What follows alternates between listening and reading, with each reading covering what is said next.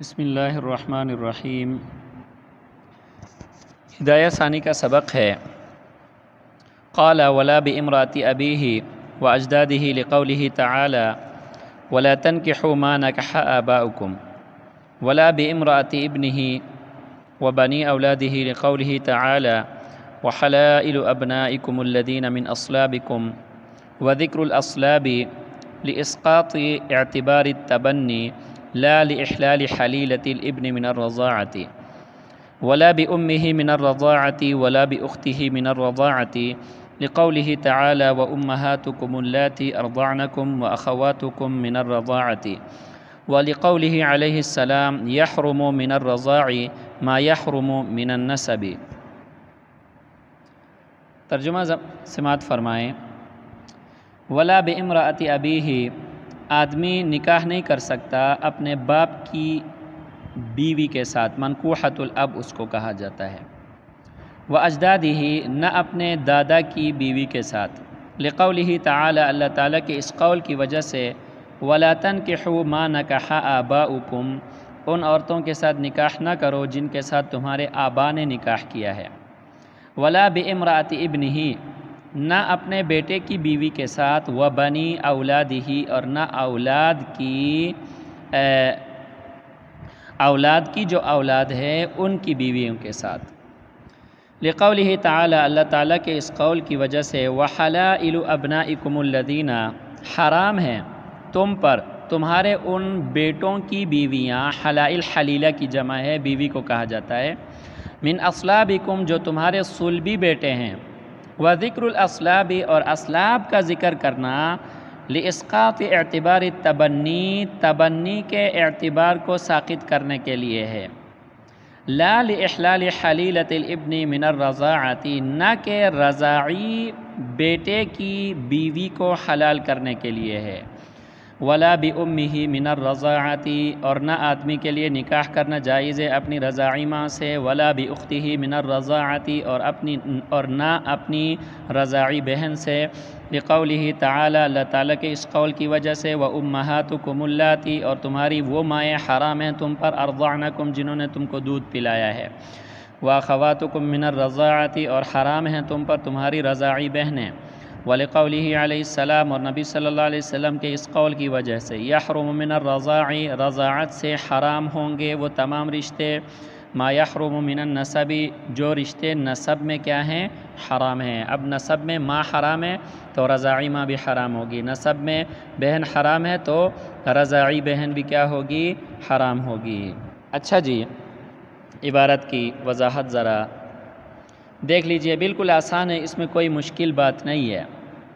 فرمایا ولا بامرأة أبيه وأجداده، کسی آدمی کے لیے جائز نہیں ہے کہ وہ منکوحۃ الاب یا منکوحۃ الجد کے ساتھ کیا کرے، نکاح کرے، یعنی یہ اپنی سوتیلی ماں، سوتیلی دادی اور سوتیلی نانی وغیرہ کے ساتھ آدمی نکاح نہیں کر سکتا۔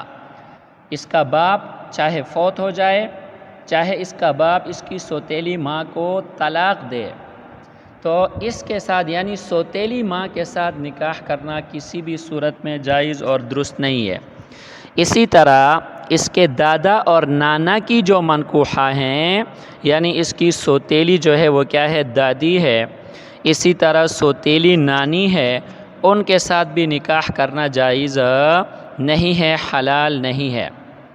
دلیل کیا ہے؟ دلیل اللہ تعالیٰ کا یہ قول ہے، وَلَا تَنْكِحُوا مَا نَكَحَ آبَاؤُكُمْ، کہ جن عورتوں کے ساتھ تمہارے آبا نے نکاح کیا ہے وہ تم پر کیا ہیں بیٹا، حرام ہیں۔ اب دیکھیں، آبا میں باپ بھی شامل ہے، جد من قبل الاب بھی شامل ہے، اور جد من قبل الام بھی کیا ہیں، شامل ہیں، سب اس میں شامل ہیں اب کے لفظ میں۔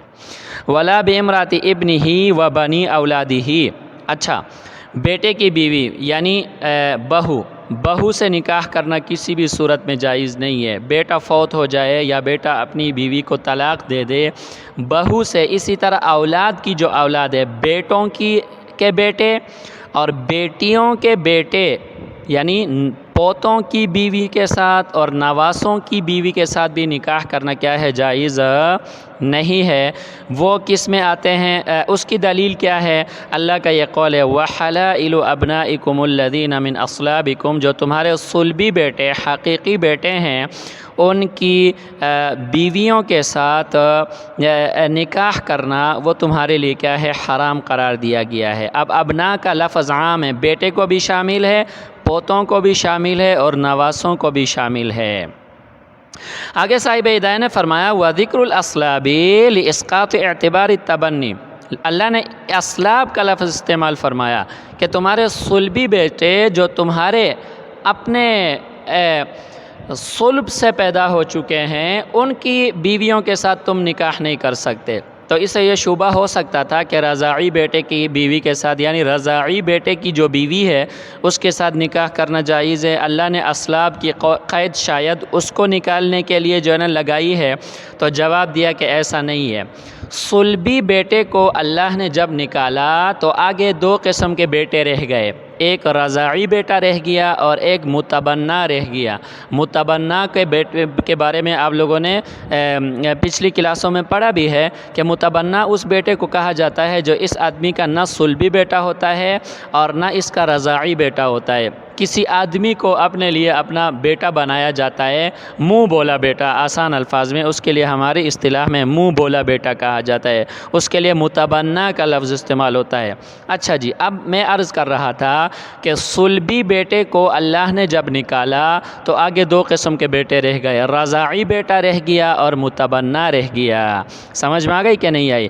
اب رضاعی بیٹے کی بیوی سے نکاح کرنا تو جائز نہیں ہے۔ کیوں جائز نہیں ہے؟ کہ اللہ کے نبی صلی اللہ علیہ وسلم نے ارشاد فرمایا ہے یحرم من الرضاع ما یحرم من النسب، تو لہٰذا اس حدیث کی روح سے رضاعی بیٹے کی بیوی کے ساتھ نکاح کرنا جائز نہیں ہے۔ باقی کون رہ گیا؟ متبنہ رہ گیا۔ متبنہ کی بیوی کے ساتھ نکاح کرنا جائز ہے۔ خود نبی صلی اللہ علیہ وسلم نے اپنے متبنہ حضرت زید کی مطلقہ حضرت زینب رضی اللہ عنہا ام المومنین سے نبی صلی اللہ علیہ وسلم نے نکاح فرمایا تھا، اور قرآن میں بھی اللہ نے اس کا حکم دیا ہے کہ تمہارے جو متبنہ ہیں ان کی جو بیویاں ہیں وہ تمہارے لیے جو ہے نا وہ کیا ہیں؟ حرام نہیں ہیں۔ تو لہٰذا اصلاب کی جو قید لگائی ہے یہ رضاعی بیٹے کو نکالنے کے لیے نہیں لگائی ہے بلکہ متبنہ کو نکالنے کے لیے لگائی ہے۔ تو لہٰذا معلوم ہوا